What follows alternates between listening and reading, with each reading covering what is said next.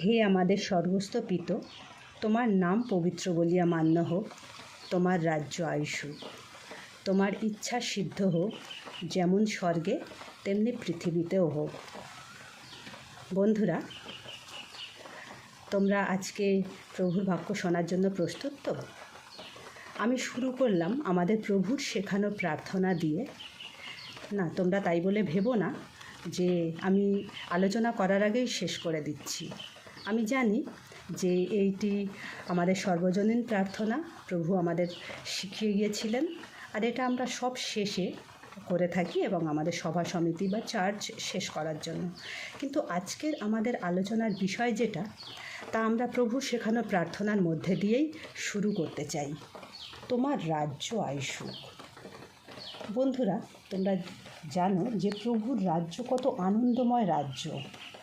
সেই রাজ্যের জন্য আমরা আকাঙ্ক্ষী, এবং আমরা জেনে হোক বা না জেনে হোক, বুঝে হোক বা না বুঝে হোক, এটি আমরা অনবরত দিনে একবার, দুবার, তিনবার, যতবার আমরা প্রভু শেখানো প্রার্থনা করি, আমরা বলতে থাকি। এই তোমার রাজ্য আইসুক, এই শব্দটি কিসের সঙ্গে যুক্ত জানো? এই শব্দটি হচ্ছে যন্ত্রণার মুক্তি, দুঃখে সান্ত্বনা, নিরাশায় আশা, তাড়না বা ক্লেশ বা বেদনার ভাষা হচ্ছে এই তোমার রাজ্য আইসুক। এই ভাষাটিকে আমরা আরেকভাবে ব্যবহার করতে পারি। অন্তত প্রথম শতাব্দীর প্রেরিতেরা তো সেভাবেই ব্যবহার করতেন। প্রথম শতাব্দীর যে প্রেরিতেরা শুধু ব্যবহার করতেন তা নয়, কিন্তু প্রথম শতাব্দীতে যে সমস্ত খ্রিস্ট বিশ্বাসীরা ছিলেন, তাদের বোবা ভাষা, যন্ত্রণার আনন্দ ছিল একটি ভাষা, যেটি হচ্ছে মারানাথা, যা আমরা পাই প্রথম করিন্থীয় তার 16 অধ্যায় 22 পদে। সেখানে প্রেরিত পৌল বলছেন, কোনো ব্যক্তি যদি প্রভুকে না ভালোবাসে তবে সে শাপগ্রস্ত হোক। মারানাথা, প্রভু আসিতেছেন। কি সুন্দর এই শব্দটি না বন্ধুরা? মারানাথা আসলে একটি অরামিক শব্দ, যার আক্ষরিক অর্থ হল প্রভু আসিতেছেন বা আমাদের প্রভু আসছেন, অথবা হে প্রভু তুমি এসো। শব্দটির মধ্যে এত যন্ত্রণা লুকিয়ে আছে, এত যন্ত্রণার মধ্যে আনন্দ লুকিয়ে আছে, এত আশা লুকিয়ে আছে, যা আমরা এই একবিংশ শতাব্দীর মানুষেরা কল্পনা করতে পারি না। তবে এই শব্দটি, অর্থাৎ এই মারানাথা, বাইবেলে অন্তর্ভুক্ত হলো কেন? নূতন নিয়ম তো লেখা হয়েছিল গ্রিক ভাষায়, কিন্তু এই গ্রিক ভাষার মধ্যে একটি অরামিক ভাষা, অরামিক শব্দ মারানাথা, এটি লিপিবদ্ধই বা হলো কেন? এর উত্তর যদি আমরা খুঁজতে চাই, তাহলে আমাদের ফিরে যেতে হবে প্রথম শতাব্দীর সেই খ্রিস্ট বিশ্বাসীর জীবনধারাতে, যখন কিনা প্রভু মৃত্যুবরণ করেছেন আর তার স্বর্গারোহণ হয়েছে, আর প্রেরিতেরা ছড়িয়ে পড়েছে সারা পৃথিবীতে সেই যিশুর নামকে প্রচার করার জন্য। সেই সময় সারা পৃথিবী রোমান শাসনের অন্তর্ভুক্ত ছিল, আর রোমান শাসকেরা এই খ্রিস্ট বিশ্বাসীদের জীবনকে অতিষ্ঠ করে তুলেছিল। না বন্ধুরা, আমাদের আজকের মতো তাদের জীবন এত শান্তিপূর্ণ ছিল না। তাদের জীবনে যে কী কী ঘটেছিল তা জানতে গেলে আমাদেরকে প্রেরিতদের কার্যবিবরণীতে আসতে হবে। প্রেরিতদের কার্যবিবরণী তার 7 অধ্যায় যখন আমরা খুলি, দেখি যে সেখানে স্তিফানকে পাথর মেরে বধ করা হচ্ছে।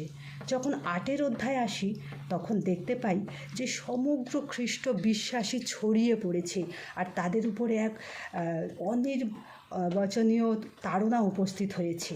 সবটাই ঘটেছিল রোমান শাসকদের দ্বারা। তারা খ্রিস্ট বিশ্বাসীদের কোনোভাবেই শান্তিতে থাকতে দিচ্ছিল না।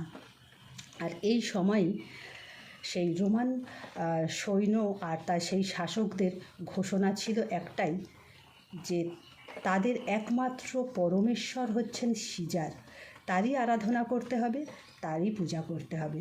কিন্তু ভেবে দেখো বন্ধুরা, যে বিশ্বাসীরা প্রভুকে 3.5 বছর কাছে পেল, যে শিষ্যেরা তার সঙ্গে লেগে লেগে থাকলো, কত আশ্চর্য কাজেরই না তারা সাক্ষী হলো। এবং সেই অনির্বচনীয় দুঃখ যন্ত্রণার মধ্যে দিয়ে যখন প্রভু গেল, সবটাই তারা চোখে দেখল, হৃদয়ে উপলব্ধি করল।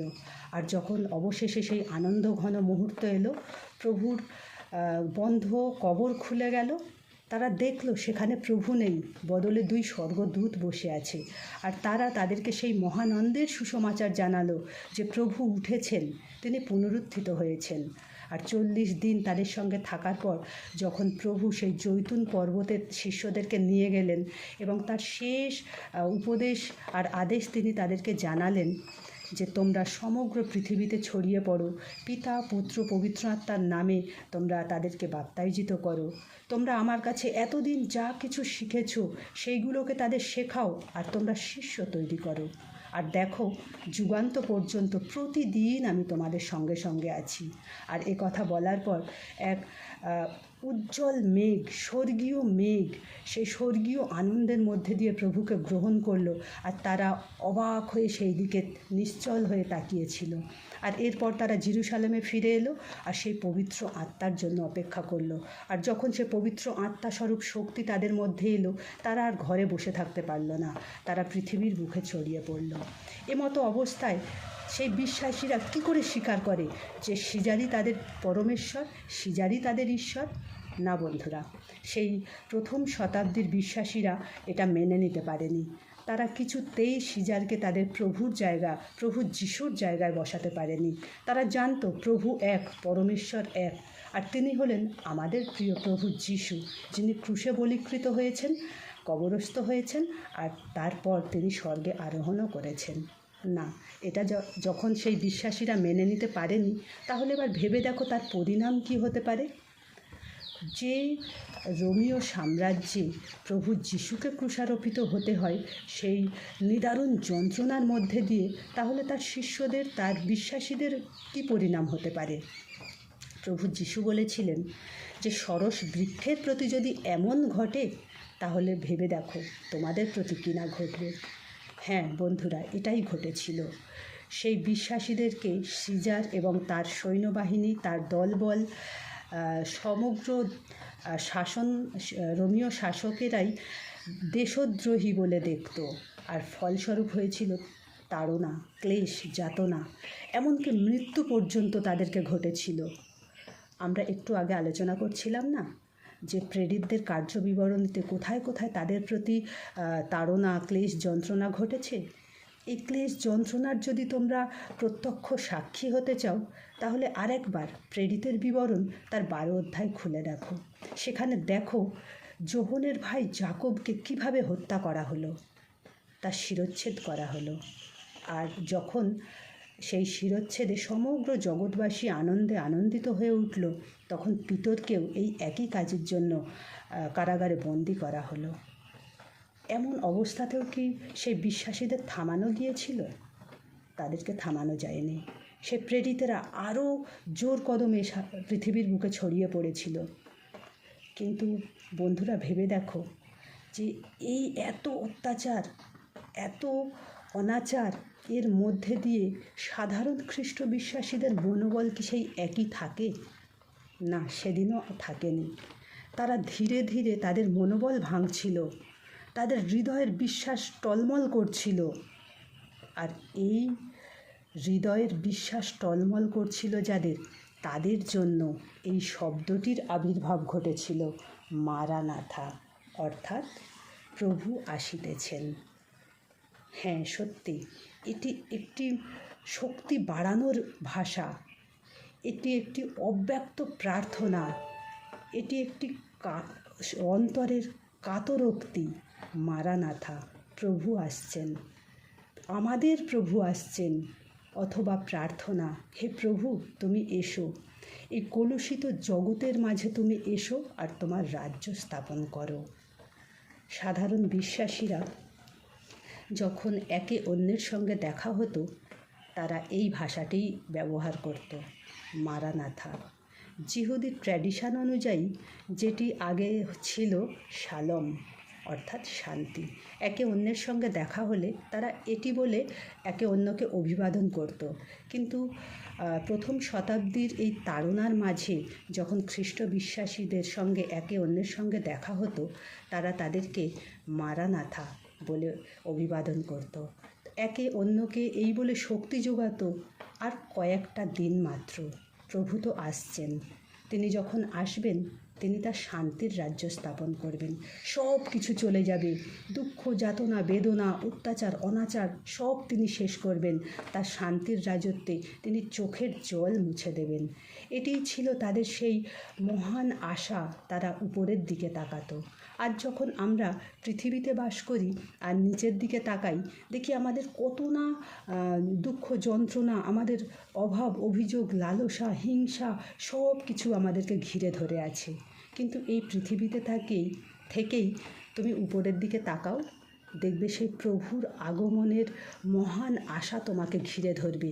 তুমিও অন্যকে বলতে পারবে মারনাথা, অর্থাৎ প্রভু আসছেন। বা তুমি মনে গভীর থেকেই প্রার্থনা করতে পারবে, প্রভু তুমি এসো। সেই প্রেরিতেরা জানতো যে তাদের প্রতি এই তাড়না ঘটবে। শুধু যে তাদের প্রতি তা নয়, কিন্তু পরবর্তীকালেও যারা বিশ্বাসে খ্রিস্টকে গ্রহণ করবে তাদের প্রতিও এই তাড়না ঘটবে। যেমন প্রভু যিশুও বলে গিয়েছিলেন যে তাড়নার ব্যাপ্তি, তাড়নার তীব্রতা কতটা হবে। যোহন তার 16 অধ্যায় 20 পদ, প্রভু যিশু বলেছেন, সত্য সত্য আমি তোমাদিগকে বলিতেছি, তোমরা ক্রন্দন ও বিলাপ করিবে, কিন্তু জগৎ আনন্দ করিবে। তোমরা দুঃখার্ত হইবে, কিন্তু তোমাদের দুঃখ আনন্দে পরিণত হইবে। এই তো সেই আশা যা প্রভু যিশু নিজ মুখে শিষ্যদের বলে গিয়েছিলেন। আর এই দিকে তাকিয়েই তো তারা ছুটছিল যে সব কিছুর একদিন অবসান ঘটবে। সমস্ত দুঃখে দুঃখ যা কিছু তাদের হৃদয়ে আছে, যা কিছু তাড়না, যন্ত্রণা, বেদনা আছে, তিনি আনন্দে পরিবর্তিত করবেন। প্রভু যিশু যখন শিষ্যদের সঙ্গে ছিলেন, তিনি আরও কয়েকটি উদাহরণ দিয়েছিলেন। যেমন মথিলিখিত সুসমাচারের 25 অধ্যায় 1 থেকে 13 পদ, লুকলিখিত সুসমাচার 21 অধ্যায়, এরকম করে তিনি উদাহরণ দিয়েছিলেন যে তোমরা প্রস্তুত থেকো, কারণ আমি শীঘ্র আসিতেছি।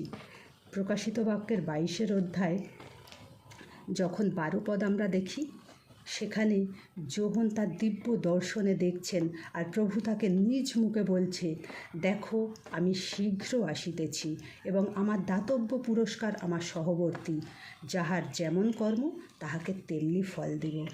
না, আমাদের প্রভু যিশু যা বলেন সেটাই তিনি করে দেখিয়েছেন। আর তিনি যখন বলছেন আমি শীঘ্র আসিতেছি, মানে তিনি শীঘ্রই আসছেন, খুব শীঘ্র আসছেন। রোমীয়দের পত্র যখন আমরা পড়ি, সেখানে দেখি যে সাধু পৌল বলছেন, যখন আমরা বিশ্বাসী হয়েছিলাম তখন প্রভুর আগমন যতটা সন্নিকট ছিল তার থেকে আজকে আরও কাছে চলে এসেছে। তো তাহলে দেখো আমাদের কীভাবে প্রস্তুত থাকতে হবে। আমাদের প্রতিদিন প্রস্তুত থাকতে হবে, প্রতিনিয়ত আমাদের উপরের দিকে তাকিয়ে তার সেই আগমনের জন্য অপেক্ষা করতে হবে। এজন্যই তো প্রভু শিখিয়ে গিয়েছিলেন, তোমার রাজ্য আইসু। আমরা যখন তাড়না, যন্ত্রণা, ব্যথা, বেদনা, অত্যাচার, অনাচারে অতিষ্ঠ হয়ে যাই, যখন আমরা একে অন্যকে দোষ দিতে থাকি, যখন আমরা একটু শান্তির আশায় এদিক ওদিক ছুটে বেড়াই, তখনের আমাদের শক্তি আর সাহস জুগানোর মহান আশা এই ভাষা মারনাথা। প্রভু শীঘ্র আসছেন আর আমাদেরও প্রার্থনা, প্রভু তুমি শীঘ্র এসো।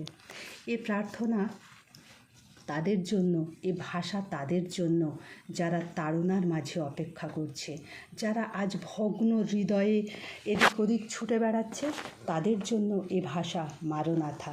যারা নিরাশ, যারা চিন্তিত, তাদের জন্য এ ভাষা মারনাথা।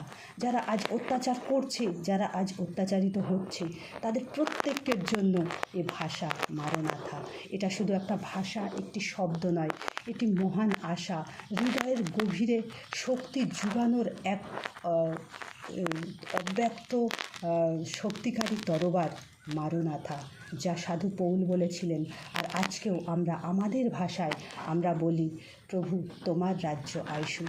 হ্যাঁ প্রভু, তোমার রাজ্য সত্বর আসুক, আর তার আগে তুমি আমাদের প্রত্যেককে প্রস্তুত করো। আমরা যারা তোমাকে বিশ্বাস করি, আমাদেরকে তুমি আরও দৃঢ় করো। আমরা যারা এখনও তোমাকে চিনি না বা তোমাকে চিনেও আমরা তোয়াক্কা করি না, আমরা যেন তোমার ক্রুশের দিকে তাকাই, তোমার বলিদানের দিকে তাকাই, আর সেই ফোঁটা ফোঁটা রক্তের একটি ফোঁটা যেন আমার মাথায় পড়ে, আমাদের মাথায় পড়ে, আর আমরা প্রত্যেককে সেই মারনাথা, প্রভু তুমি শীঘ্র এসো, এই প্রার্থনা করতে পারি। বন্ধুরা, তাহলে ভালো থেকো এবং প্রভুর জন্য অপেক্ষায় থেকো। শক্তি পাবে, উপরের দিকে তাকিও, নিচের দিকে নয়। প্রভু তোমার সহবর্তী। ভালো থেকো।